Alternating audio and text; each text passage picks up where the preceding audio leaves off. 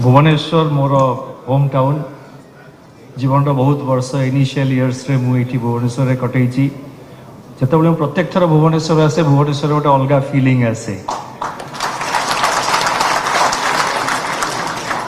माने अनेक दिन पर जो भुवनेश्वर लैंड कर गोटे होमली फिलिंग आ गोटे अन्य जगह भी I feel very much part of other places but Bhubaneswar आसिले गोटे स्पेशल फिलिंग आउ कि मु Bhubaneswar chapter Odisha chapter of ICAI को बहुत बहुत धन्यवाद जनाइबा चाहूँगी।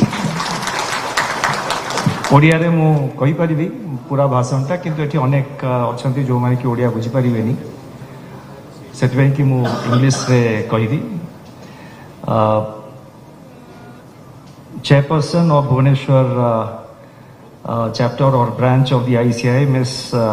Janvi Deo, Shri Prasant Panda, Shri Sanjeev Sanghi, Shri Gautam Lenka, Shri Ranjit Kumar Agarwal, President AI. I am thankful that he has made it, he has found it convenient to be here today.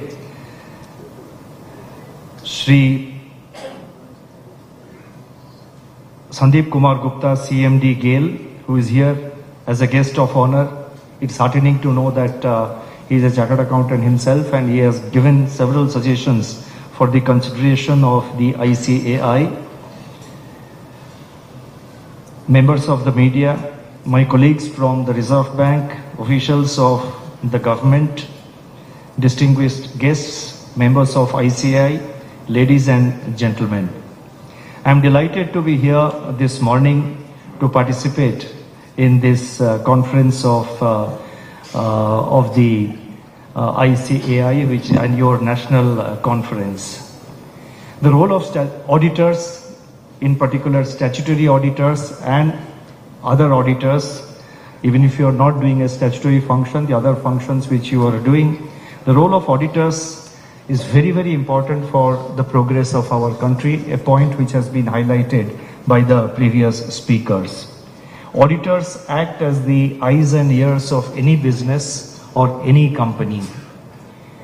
Auditors provide critical insights into the actual working and actual state of health of any business organization or any company or any other organization which may not be dealing with finance, but which may be in manufacturing, which may be an NGO, which may be whatever be the entity. So auditors are indeed the eyes and ears, and they're expected to be truly and fully professional, autonomous in their functioning, without any fear or favor. In fact, auditors are expected to provide independent evaluation of the companies, as I just mentioned, and so therefore this is a point which is known to all of you, and I don't have to say anything more. Now, the quality of audit in any organization is very important. From the country's perspective, depending on the quality of our audit professionals, the international confidence of the rest of the world on India's economy, on India's finances, the confidence of international investors, the confidence of Indian investors and confidence of every Indian on the functioning of financial institutions like banks, NBFCs or any other business, howsoever big or small. I think for developing that confidence, the role of auditors is extremely important. So the quality of audit is very important. Quality of audit transcends merely going into numbers, because today in the age of artificial intelligence and in the age of computers, you can program everything and the AI can generate an audit of any firm based on the numbers which is presented before you by the management of the company. But it's the auditor's task and challenge to see that the numbers which are provided are correct, the numbers which are provided by the management are truthful, and they are not sort of camouflaging any hidden reality. I am not for a moment, I repeat, I am not for a moment encouraging you to have a confrontational relationship with the managements of companies which you are auditing? Certainly not. But I think it's a part of your responsibility to do a true diagnosis like a doctor does, a true diagnosis of the health of a company. I think that is the biggest responsibility. There are quality aspects in the functioning of any company, how the board is functioning, whether the discussions in the board proceedings are free and fair, whether the reporting systems are adequate, whether the internal controls in any company and in particular financial institutions by like the banks, etc., whether they're appropriate and whether they are robust. I think these are the qualitative aspects also which I would feel are important, which auditors may look at. Now, I'm not sure whether it is a part of the brief of the role of auditors as perceived by the ICAI, but as you know, from the Reserve Bank of India, we give a lot of importance to these issues. Today, our supervisors, when they go to, when do the annual supervision, in fact, it is no more an annual supervision of banks and NBFCs. It is today almost real time and online, because we have now in the Reserve Bank, we have a dedicated vertical for supervision in which there is a team, which is again split into, not split, but there are two wings of it. One wing does on-site supervision by visiting the bank or the NBFC. The other wing does off-site supervision because all the data inflow comes almost on real-time basis, and based on the data, using various methods of data analytics and AI, the numbers are examined, the numbers are analyzed for the system as a whole and for individual banks and NBFCs, and the vulnerability indicators, any signs or signals of weakness are generated and are analyzed by our officers. It is partly technology driven. It is majorly application of mind to try and see where the future challenges could arise, where the future vulnerabilities or where the future risks may come. So therefore, I'm not sure whether it's a part of the, the work of an auditor, but we would expect from the Reserve Bank auditors also to comment on such aspects while signing the balance sheets of banks and non-banks, and I would feel the same would apply to other businesses and companies as well. Now, we have from the Reserve Bank tried to give a lot of encouragement. We expect the audit profession to be absolutely fair and truthful and not to worry about any any possibility of the management of company. Again, I'm not trying to create a friction between you and the company's management, but to give greater confidence to the auditor community, we have now mandated, you would be aware, we have now mandated prior approval of the Reserve Bank. I repeat, it is now mandatory for any bank or NBFC, banks and UCBs, that is any commercial banks or urban cooperative banks, if they are removing a particular auditor, they can do so only with the prior approval of the Reserve Bank of India. Because we don't want the auditors, the audit company, the audit firm, we don't want you to act under any kind of pressure. So that is one major step which we have taken. We are also having these days of late for the last 3 years or so structured meetings with the auditors of individual banks. We have also mandated a minimum of 2 auditors.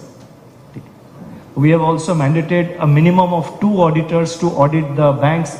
Public sector banks always had multiple auditors, but many private sector banks had just one auditor year after year.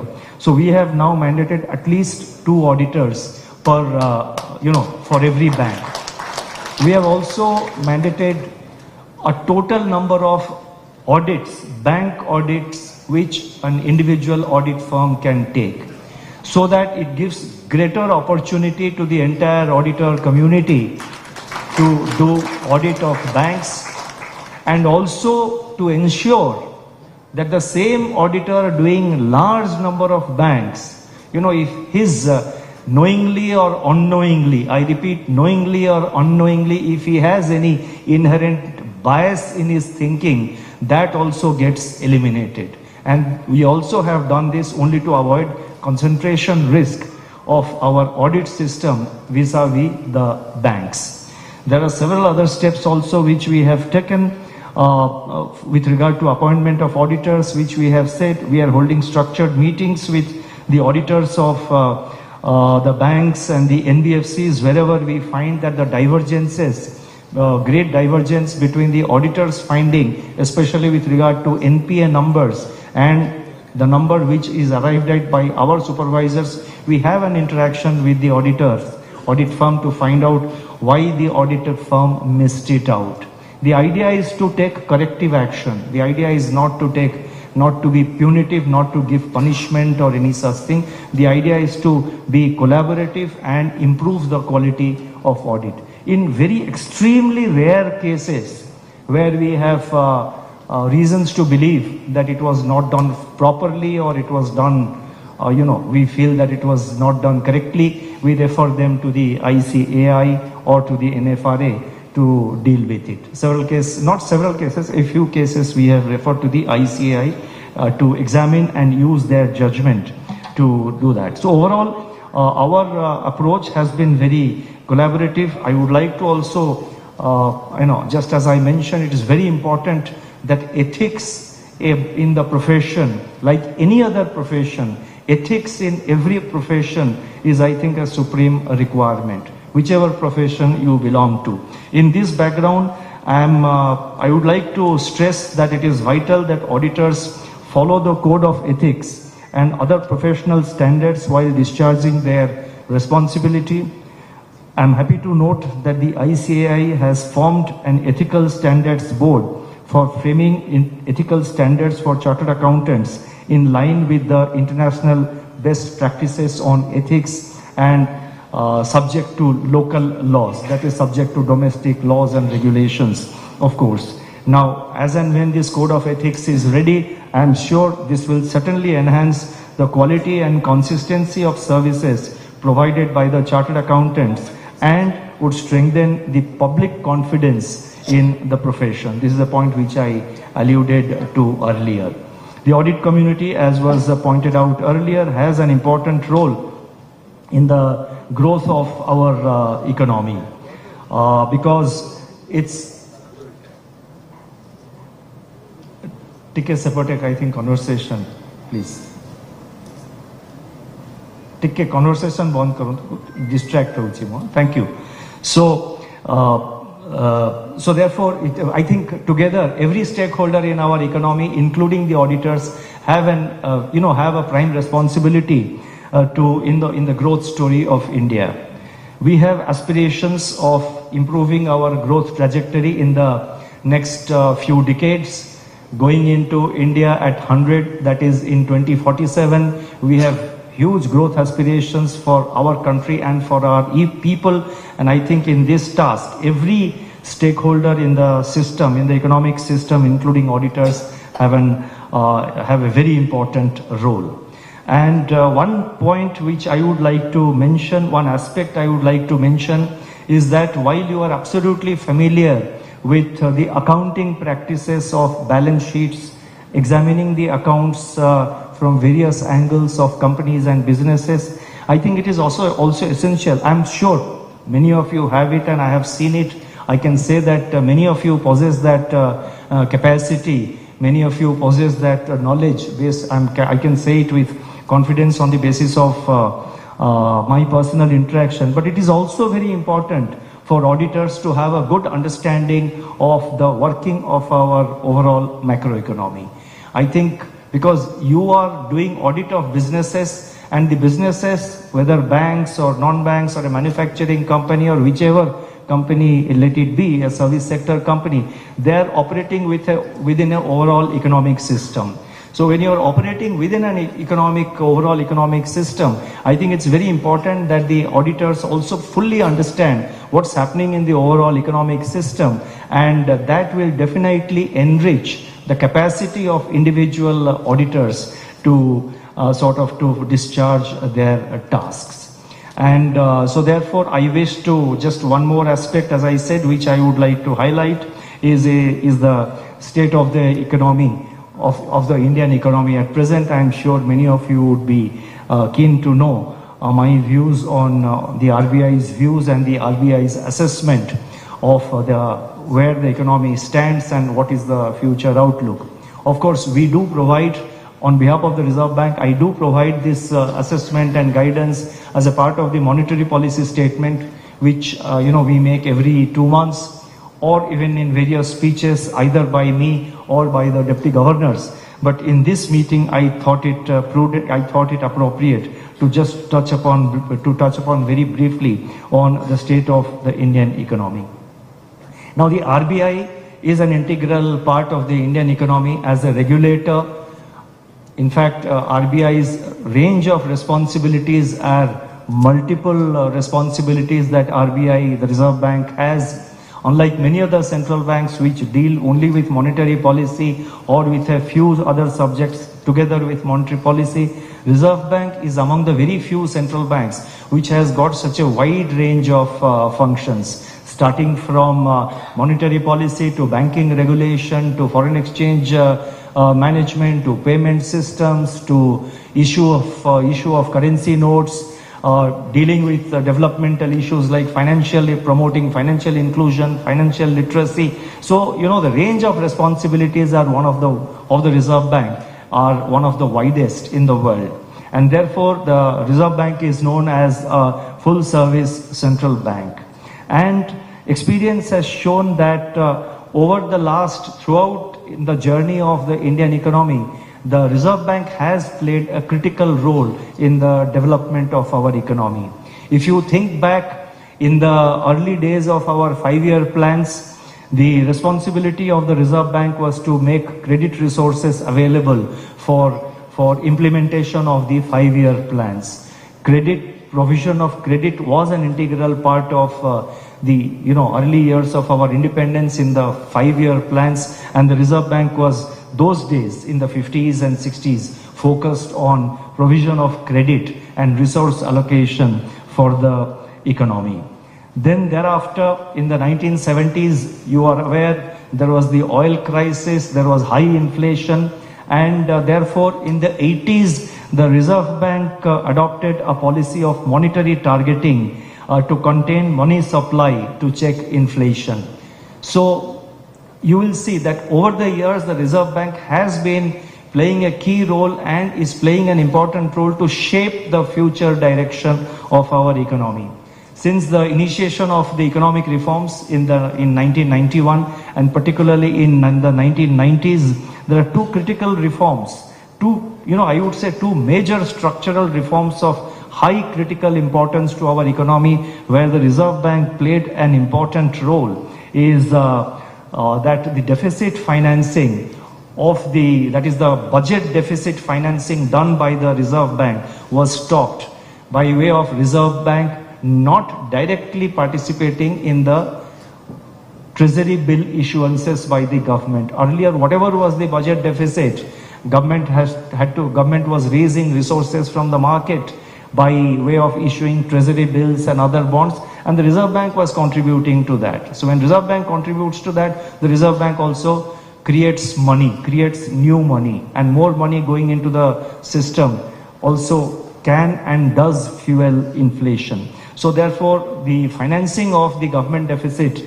was stopped, and Reserve Bank stopped participating in the primary issuances of the treasury bills.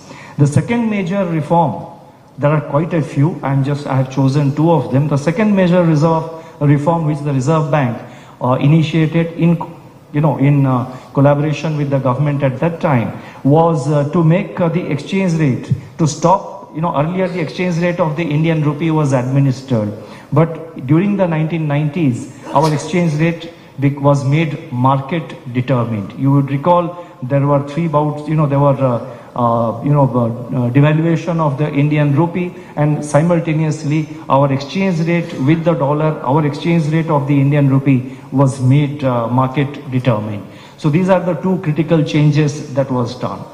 Coming to the current millennium, 21st century, whether it is the global financial crisis of 2008, or it is the so-called taper tantrum of 2013, basically referring to an observation by the then chair of the US Federal Reserve, who said that they are likely to sort of pull back liquidity and perhaps going for a tighter monetary policy. It created huge turmoil in the international financial markets, and there was huge, so far as India is concerned, there was huge outflow of dollars. So this is the taper tantrum crisis that India faced in 2013. So whether it is the 2008 global financial crisis or the taper tantrum of 2013, or the post-ILFS crisis in our financial markets, when the liquidity had completely dried up and the confidence, market confidence on our economy or on our financial sector had gone down. I hope I am making sense and not becoming too academic or theoretical. Okay. Okay. So, because I saw a couple of friends yawning there, so I was a little, I thought maybe I am becoming too academic or becoming too sort of theoretical. But I'm trying to present this in as simple manner as possible, not because I have any doubt about your understanding capacity, but I firmly believe, and this is what we are now doing in the Reserve Bank, I firmly believe that the best communication is one which is direct and simple, not unnecessarily complicating and using convoluted sentences, complex sentences. So anyway, I will continue with that. So then, the post-ILFS stress and the lack of confidence in the financial markets. In fact, that was the time I joined the Reserve Bank of India. There was huge shortage of liquidity in the market. The confidence levels of our banks and NBFCs and confidence level by rest of the economy in our banks and NBFCs were again at a very low level. The NPA levels had gone up and they were in double digits, and questions were being raised about the financial, stability of our country and the stability of our financial sector. So our prime focus during 2019 was to restore that confidence, to infuse liquidity into the market, and to see that the banking system, the credit system, the NBFCs, the ARCs, and all other financial institutions which are in the Reserve Bank's regulatory domain, our effort was to bring back confidence and make them sort of put the necessary fuel into them and enable them to function as well-oiled engines. And we did succeed by we were attaining greater success by the end of 2019, but as you know, 2020, the COVID came. And COVID, then 2 years of COVID, followed by the Ukraine war, leading to, again, global stress, huge high inflation. Then the continuing geopolitical crisis, which is, today we have geopolitical crisis in the Middle East, we have it in Europe, we have it in the South China Sea. So there are various flashpoints in international geopolitics, which are adding to the volatility of the financial markets, not just in India, but also world over. Then also the monetary policy of advanced economies, naturally when the inflation became high, the advanced economies went for very tight, they went for very strong monetary tightening done at a strong and a fast pace of monetary tightening. Interest rates were increased, liquidity was attempted to be squeezed out. So in this environment, every economy in the world faced challenges. India was no exception. So in all these challenges, I can say it with confidence that I think the Reserve Bank has taken appropriate, timely measures. Our effort was always to be proactive, was to take action before the problem, surfaces. I'll just give you one example. When the COVID crisis set in, one of the first things that we did, one of the first moves we did, if I remember correctly, on COVID, I think hit India. The lockdown was announced on 25th or so, 25th March. But 10 days, about 8 or 10 days before that, on 15th or 16th of March, when COVID was, it became quite a strong possibility. What we did is that we immediately alerted the banks to strengthen their IT systems, to strengthen their IT resilience systems, to improve their cyber security measures. We had a meeting with the CEOs of banks because we found that when the world is facing a crisis, there would be huge attempts to cyber security attacks on the the IT systems of banks and other financial institutions. So therefore we strengthened that. And to ensure continued functioning of the financial markets, we created a bio bubble in one of our data centers, Kharghar, Belapur, just in the outskirts of Mumbai. And we put 250 of our officers and service providers in a quarantine facility. Not only the office environment, but also we had a nearby hotel, the entire hotel we had, and these officers and service providers, 250 of them, they were staying in the hotel, coming in the morning, and it was, like around the clock, they were coming during their shift time in a bus which had about 2-3 buses which had been sanitized. The staff, the drivers, the cleaners of the buses, the hotel staff, our data center staff, and all these people, they were in a kind of they were all in a bio-bubble facility, completely sort of away and no contact with others. So that ensured, of course, after a few months, we rotated the staff, but I will just give you one example, and this is something which I think all of us owe to our system, the commitment of our people. In fact, after 3 months, and I used to regularly interact through video conference with all our officers which were put in the quarantine facility. So every 1 to 2 months, 3 months, I used to interact with them through the video. But on a regular basis, our other senior officers at the level of executive directors and deputy governors, they were regularly in touch. So after 2-3 months, when I asked the officers who are in the quarantine, first I gave them confidence that, look, we are looking after your families and family members, don't worry. They are, that they are our responsibility, so don't have any worries. If anybody has a health issue, we will deal with it. And if you want any time to come out, you are free to come out. But I said, look, all of you have been there for 3 months. So if you would like to come out, we will plan for it and we will take it out, take out some of you and then we'll replace you. And in fact, we had prepared a plan. But believe me, when I asked this question, all our officers who were in that is the Reserve Bank officers who were in the quarantine facility, and the service providers, that is, representatives of various IT companies and service providers who were there in that bio bubble and in that quarantine facility, all of them said in a uniform voice, no sir, we want to continue. So that is the kind of, steps. So on the whole, what I'm saying is that during this crisis, we have taken multiple measures. Another example I want to give is that when the Delta wave in April, May 2021, when the Delta wave hit Delta wave of COVID hit our economy, hit our country, and in fact the loss of lives were much more in the Delta wave during of the COVID.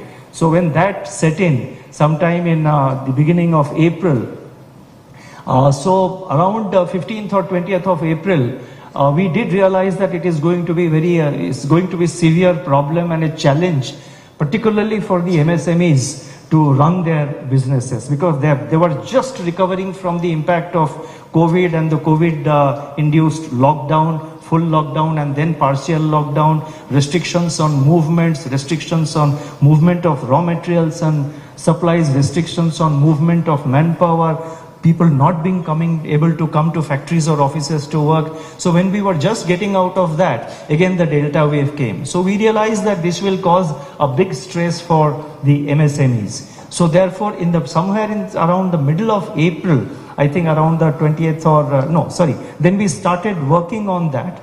And if I remember correctly, in the first week of May,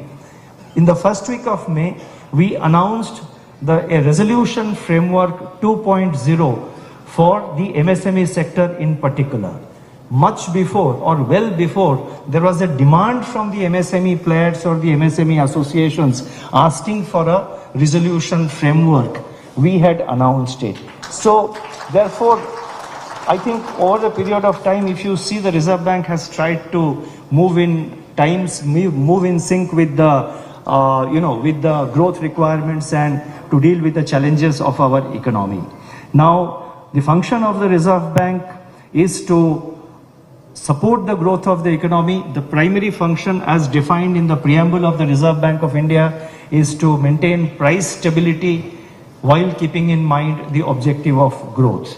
This was a major structural reform which was initiated, which was undertaken by the government by way of amending the Reserve Bank of India Act in 2016 and implementing what is known as the Flexible Inflation Targeting Framework. After 2016 amendment to the Reserve Bank of India Act, the Reserve Bank was mandated under the law to maintain price stability, and price stability was defined as maintaining 4% inflation with a band of 2%. That is, it can be 2 to 6%. If it is between 2 to 6%, then it is not considered as a failure of monetary policy, but the target is 4%. So that was a big reform. And why this reform was undertaken, I can tell you, because I was at that time in the other side, that is in the government, in the finance ministry, in the economic affairs department, directly dealing with this issue. And the government undertook this amendment, and I consider this as a major structural reform, along with GST and the implementation of the insolvency and bankruptcy code. In fact, if you ask me which are the three big reforms in the last 3 years, I would say 1, GST, 2, the implementation of the inflation targeting framework, 3, IBC. These are the three biggest, and there are of course others like there are several other reforms and policy initiatives. But in my opinion, in my humble opinion, these are the three of the biggest reforms which have been undertaken by in the last 10 years. And I think these are the three major reforms which are and which will be the biggest drivers of our growth in the future years and decades. Now, let me try. So therefore, that is the responsibility of the Reserve Bank. So we are also mandated, while maintaining inflation at 4%, we are also mandated to keep in mind the objective of growth. And we have always supported the growth requirements of our economy. When COVID hit, we reduced the interest rates, what is known as the policy rates or the repo rate, by 250 basis points when COVID hit. And we did it very quickly. When after the Ukraine war started, due to various international factors and some domestic weather events, when suddenly inflation hit 7.8%, we also very quickly increased the interest rates. Today, let me just go try and conclude. Today, if you ask me where does the economy stand today, whether the Indian growth story is intact or not, I think that is a question which is being asked. Yesterday, the GDP data for the first quarter of this year, that is April to June, was announced by the National Statistical Office. It has come at 6.7%, although the Reserve Bank's projection was 7.1%. Now, obviously, it is something which, I think some people have already started talking about it, and it is possible that people may have questions whether our growth trajectory, whether India's growth story is intact or not. I would like to say, with all humility and sincerity, and with all confidence, that the Indian growth story is intact. The data was released last evening around 5:30, so I didn't have much time. I haven't been able to go through it in detail. In any case, our research wing, the research department of the Reserve Bank, the monetary policy department of the Reserve Bank, they will do a detailed analysis, and when I go back next week, they will present it to me. But I have made a very quick analysis by looking at the growth numbers, what was released by the National Statistical Office. Now, there are various components of the GDP number. In that, in fact, I tried to pick up some of them and tried to note it so that I give, the main drivers of growth. There are some supply side drivers to growth. There is demand side drivers to growth. In the demand side, it is consumption, it's investment, and it is the net exports, that is exports minus or imports, the difference between exports and imports. but primarily it is primarily consumption expenditure, and including private and government consumption, and it is the particularly private consumption has a big role, and it is the investment. On the supply side, it is agriculture, industry, and services. I was looking at the numbers. Now, in the first quarter, April to June, private consumption has grown by 7.4% against 4% of the fourth quarter of last year. I will not bore you with numbers, but just want to say that private consumption has grown in the first quarter by 7.4%. Investment has grown by 7.5%. Industries has grown by 7.4%. Manufacturing has grown by 7%. Services sector has grown by 7.7%. Construction sector has grown by 10.5%. It's one component which has pulled down the growth. It's government expenditure, both central and state government expenditure. Perhaps due to the election season, I mean, that was the time when elections were held, and there was a model code of conduct also in force. So therefore, government expenditure has come low. It's minus 0.2%. Now, so if you see among all the drivers, the growth in first quarter is 7% plus, all the drivers of GDP growth. One component, that is government expenditure, is minus 0.2%. But we are reasonably, hopeful. We do expect, and we also, I say it with confidence, that budgeted expenditure of the governments, the central government and all state governments, should get spent in the next 3 quarters. So whatever shortfall has been noticed in the first quarter, I would like to believe at this point of time that it will be spent in the next 3 quarters. The other thing is that I talked about manufacturing, which has grown at, I mentioned that manufacturing at 7%, services sector at 7.7%, agriculture sector in the first quarter has grown by 2%. But thanks to the monsoon being very good this year, and monsoon was initially, it made a slightly late start, but it has really now covered large parts of the country, excepting few parts in eastern India and in the northern part, Punjab and Haryana. But Punjab and Haryana agriculture largely depends on irrigated water, and I think rainfall has started there, and hopefully they will do better in the coming months. And Odisha also, I am told, in many parts the rains have been good. So I think going ahead, I would like to believe that whatever growth projection we have given for the current year, 7.2%, should happen, should materialize. And so that is talking in terms of numbers. But our interaction with through our surveys, what results we get through the Reserve Bank surveys, the results we get through our interaction with the industry players, with our market consultations, with our consultations with other key stakeholders of the industry, various industry bodies and associations, getting the inputs from the banks about the kind of loan growth which is happening. For example, I think the industry, under industry category, the credit growth from the banks has grown this year up to the latest figure which RBI has released, July 12th or July 24th, whatever be the date, is about the credit growth is 10% vis-a-vis 4% of last year. And we see a big confidence in all the business houses. Two important things are happening in that, which have a lot of potential, and they will happen in the going forward. Manufacturing sector, for example, the capacity utilization is 76, which is an all-time high, and the balance sheets of the banks and the balance sheets of the corporates are today deleveraged. Deleveraged meaning they have reduced their liabilities. That is, corporates have reduced their liabilities by way of reducing their loan outstanding, reducing their debt.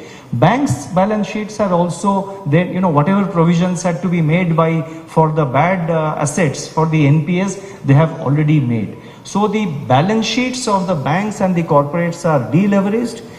Banks are in a position to provide credit, notwithstanding you may ask, the difference between deposit growth and credit growth. Notwithstanding that, the banks will be able to meet the credit requirements of the economy. And in any case, the banks are now planning to sort of launch new products and new approaches and tapping their branch network to raise more deposits. So banks will be able to provide the required credit for the economy and the balance sheets of the corporates in particular.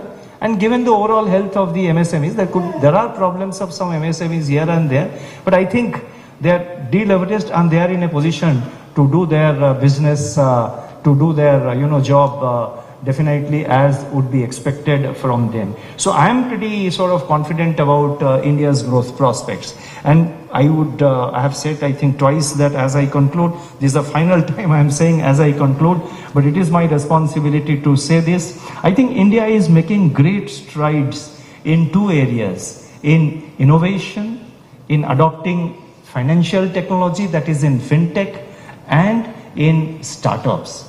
I think these are the potential drivers. Yesterday, in the last 3 days, we had the Global Financial Festival, the GFF, Global Financial Fest. The 5th edition was held last 3 days in Mumbai. And I was there on the first day in a particular speaking session. And yesterday also the Honorable Prime Minister participated and he spoke in the morning yesterday at the GFF. The total participation, this GFF started in 2020 in the virtual mode because that was the COVID year, with a participation of 12,000, delegates and others who officially take part in this thing, not walk-in people who just walk in to see the exhibition, but serious players. Starting in 2020 with a participation of 12,000 participants, this year the GFF, the Global Financial Fest, has witnessed 80,000 participants from all parts of India and from all parts of the world. Yesterday, as I came to the airport to take the flight, I found so many youngsters wearing the GFF band, and many of them came and had a short chat with me. And the confidence you see in our youngsters who are in these areas of fintech, in innovation, in startups, it's truly amazing. I think the younger generation is today highly motivated. The younger generation of India is dreaming. The younger generation of India has the potential, they have dreams, and they have the capabilities to take our country forward.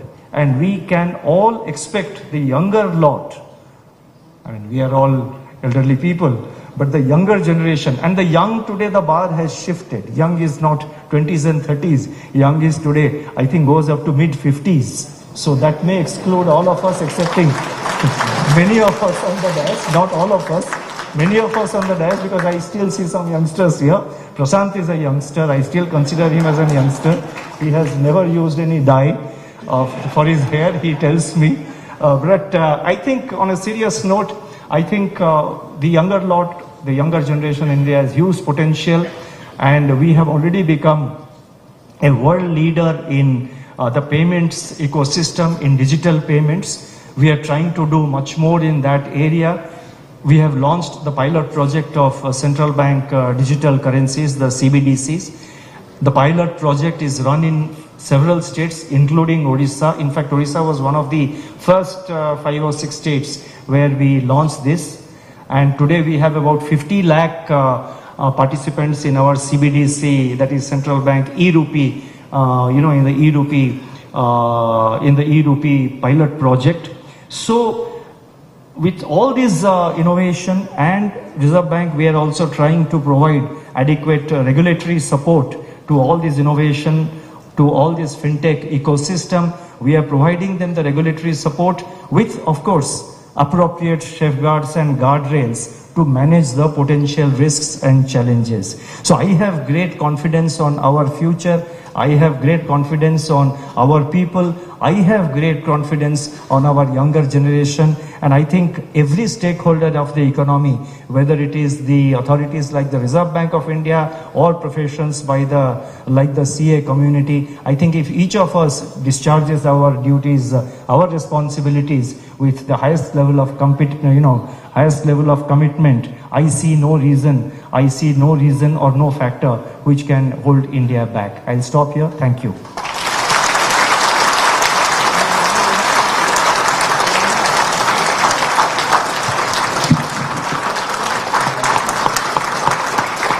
Thank you so much, sir.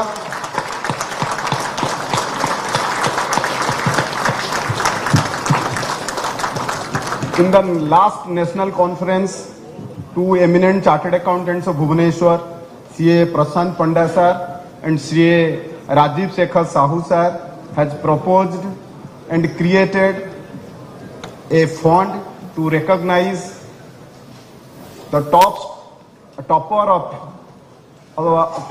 topper in CA examination in the state of Odisha. So now,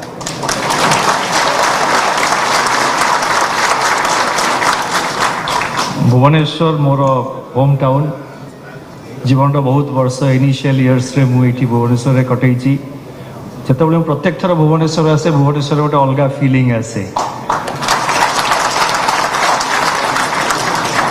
माने अनेक दिन पर जो Bhubaneswar land कर गोटे homely filling आ गोटे अन्य जगह भी I feel very much part of other places but Bhubaneswar आसिले गोटे स्पेशल फिलिंग और से कि मु Bhubaneswar chapter Odisha chapter of ICAI को बहुत बहुत धन्यवाद जनाइबा चाहूँगी। ओडिया रे मु कहि परिबी पूरा भाषणटा किंतु एठी अनेक अछंती जो माने कि ओडिया बुझी परिबेनी सेति कि मु इंग्लिश रे कहिबी। Chairperson of Bhubaneswar chapter or branch of the ICI, Ms.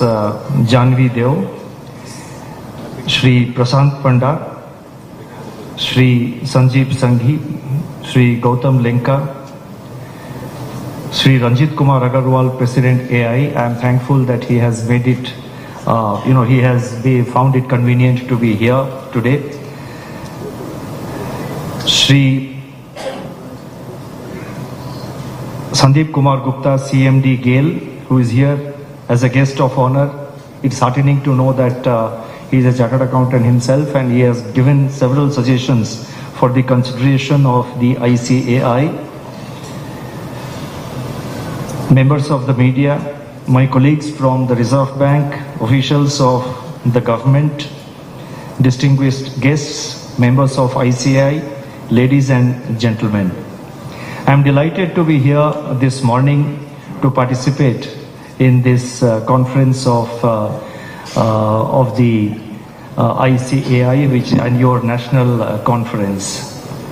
The role of auditors, in particular statutory auditors and other auditors, even if you are not doing a statutory function, the other functions which you are doing, the role of auditors is very, very important for the progress of our country, a point which has been highlighted by the previous speakers. Auditors act as the eyes and ears of any business or any company. Auditors provide critical insights into the actual working and actual state of health of any business organization or any company or any other organization which may not be dealing with finance, but which may be in manufacturing, which may be an NGO, which may be whatever be the entity. So auditors are indeed the eyes and ears, and they're expected to be truly and fully professional, autonomous in their functioning, without any fear or favor. In fact, auditors are expected to provide independent evaluation of the companies, as I just mentioned. And so therefore, this is a point which is known to all of you, and I don't have to say anything more. Now, the quality of audit in any organization is very important. From the country's perspective, depending on the quality of our audit professionals, the international confidence of the rest of the world on India's economy, on India's finances, the confidence of international investors, the confidence of Indian investors and confidence of every Indian on the functioning of financial institutions like banks, NBFCs or any other business, howsoever big or small. I think for developing that confidence, the role of auditors is extremely important. So the quality of audit is very important. Quality of audit transcends merely going into numbers, because today in the age of artificial intelligence and in the age of computers, you can program everything and the AI can generate an audit of any firm based on the numbers which is presented before you by the management of the company. But it's the auditor's task and challenge to see that the numbers which are provided are correct, the numbers which are provided by the management are truthful, and they are not sort of camouflaging any hidden reality. I am not for a moment, I repeat, I am not for a moment encouraging you to have a confrontational relationship with the managements of companies which you are auditing. Certainly not. But I think it's a part of your responsibility to do a true diagnosis like a doctor does, a true diagnosis of the health of a company. I think that is the biggest responsibility. There are quality aspects in the functioning of any company, how the board is functioning, whether the discussions in the board proceedings are free and fair, whether the reporting systems are adequate, whether the internal controls in any company and in particular financial institutions by like the banks, etc., whether they are appropriate and whether they are robust. I think these are the qualitative aspects also which I would feel are important, which auditors may look at. Now, I'm not sure whether it is a part of the brief of the role of auditors as perceived by the ICAI, but as from the Reserve Bank of India, we give a lot of importance